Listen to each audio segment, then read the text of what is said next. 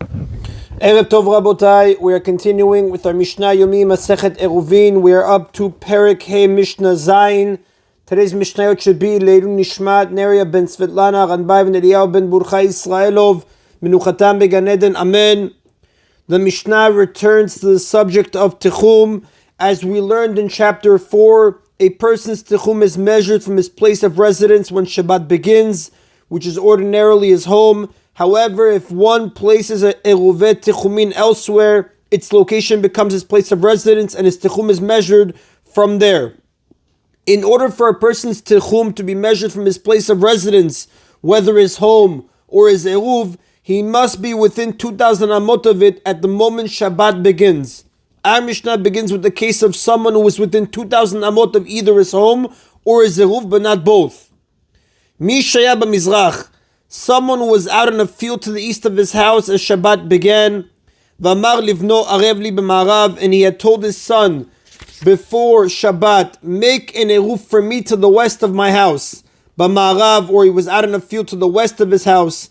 V'amar livno arev li b'mizrach, and he had told his son before Shabbat, make an eruv for me to the east of my house. The law is as follows: Im yesh heimenu ulveto alpayim amot.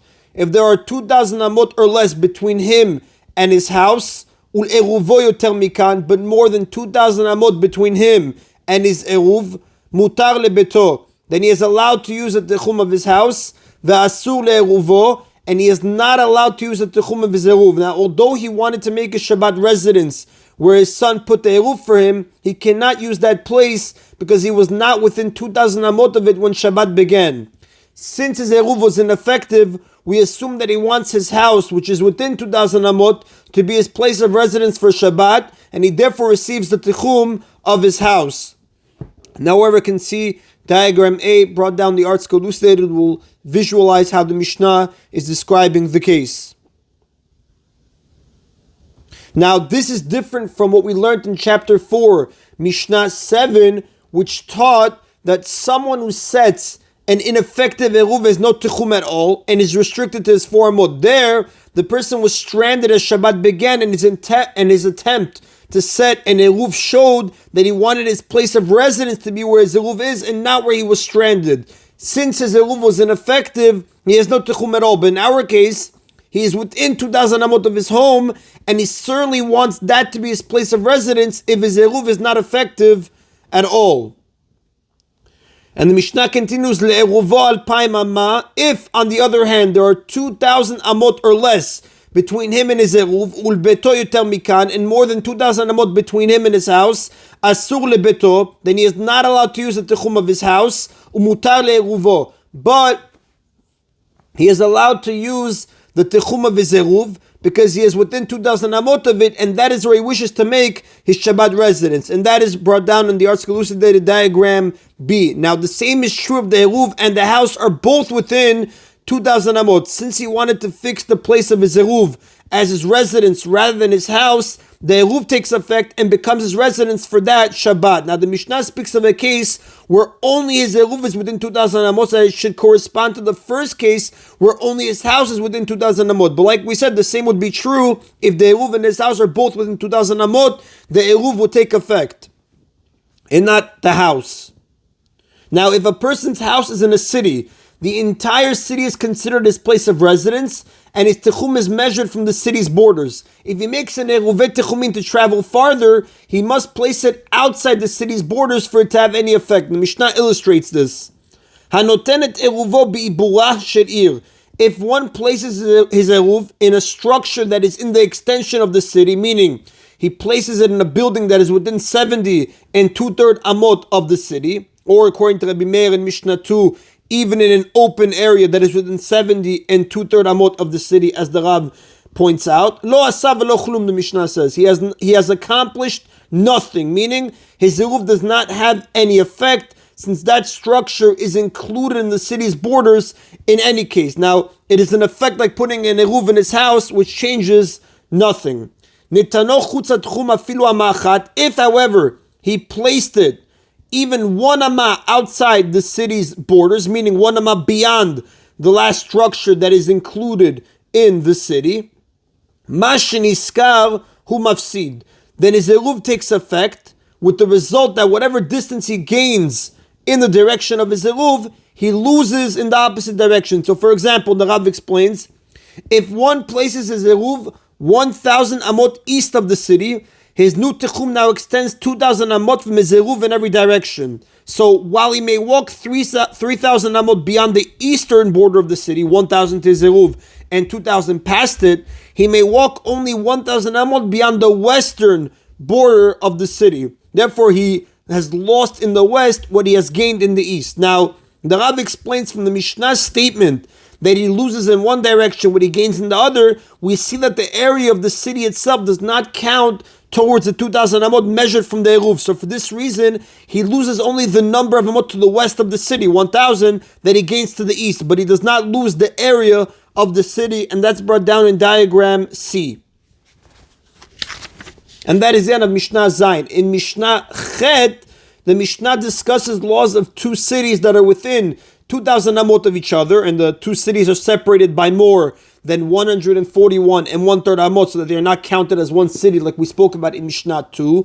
Now, the Techum of one city, let's call it the large city, contains within it the entire second city, the small city, while the Techum of the second city ends in the middle of the first city. Again, that'll be the diagram brought down in the elucidated Mishnah Chet. Anshe ir gedola me'alchin et kol ir kitana.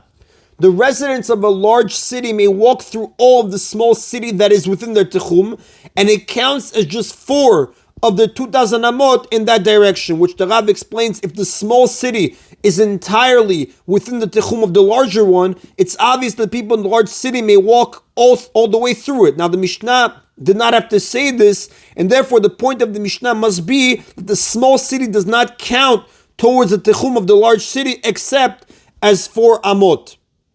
Now, accordingly, they may walk in that direction 1,996 amot plus the area of the small city. So, for example, if the small city is 500 amot wide, the Techum of the large city extends a total of 2,496 amot.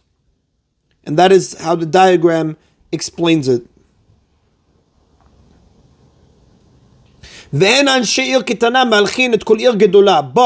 the residents of the small city may not walk through all of the large city. That is only partially within their tchum. Every amount of the large city counts towards their 2,000 in that direction. Therefore, they may walk in the large city only to the place where the 2,000 amot end. Now, the commentaries give an example. If the small city is 1,000 amot away from the large city, the residents of the small city may walk 1,000 amot until the large city, and another 1,000 amot into the larger city, but no farther. Now, since the large city is not entirely within their tchum, we cannot count it as 4 amot. Now, just to explain the previous point that we mentioned, to go back, when we said the residents of a large city may walk through all of the small city that is within their tchum, and it counts just only as 4 of their 2,000 amot in that direction, and we said therefore they may walk in that direction 1,996 amot plus the area of the small city. The commentaries explain, since an entire city is considered the residence of a person spending Shabbat there, the city is equivalent to the 4 amot the person is given when he spends Shabbat out in the open, and the rabbis were therefore lenient and allowed an entire city to be treated as 4 amot even when he is not spending Shabbat in it, as long as it is within his tichum. Now, this ruling that we spoke about, the residents of the large city and the residents of the small city, it refers to a situation where the residents of each city establish their own city as their place of residence. However, in a case where a resident of one city places his eruv in the other city, and the Gemara, which the Rav explains, the Gemara teaches the Mishnah is actually missing a sentence that clarifies that it's moving on to this new case, like how the elucidated notes are explaining it. Now, in a case, like we said, where a resident of one city places his eruv in the other city, the large city is considered to be just 4 amot wide, even for the resident of the small city. And the Mishnah now explains, Ketzad, how is this so? If someone was in a large city and he places Eruv in a nearby small city before Shabbat, or if someone was in a small city and he places Eruv in a nearby large city before Shabbat, then the city in which the Eruv is located becomes his place of residence, and he may walk through the entire city counting it as his place of residence, and an additional 2,000 amot beyond it in every direction. Now, like we mentioned, residents of a city count the entire city as their own 4 amot and count their tichum from its borders. So according to this Tana, one who places his eruv in a city becomes just like a resident of the city. But Rabbi Akiva disagrees, and he says, if one merely places his eruv in a nearby city, but is not there when Shabbat begins, he has only 2,000 amot from the place of his eruv, not from the city's borders, which the commentators explain according to Rabbi Akiva, only someone who is present in the city as Shabbat begins may treat it as his 4 amot, not someone who merely places his eruv there, whereas, like we said, the first opinion was that even placing his eruv in a nearby city before Shabbat allows him to walk through the entire city, counting it as his place of residence, plus the additional 2,000 amot beyond it in every direction. And the Rav writes, "Ven halakha Rabbi Akiva." The halakha does not follow Rabbi Akiva. The halakha follows the first opinion of Tana Kama, like we have just stated. And that is the Rabotai of today's Mishna Yomi. Baruch Adonai Leolam. Amen v'amen.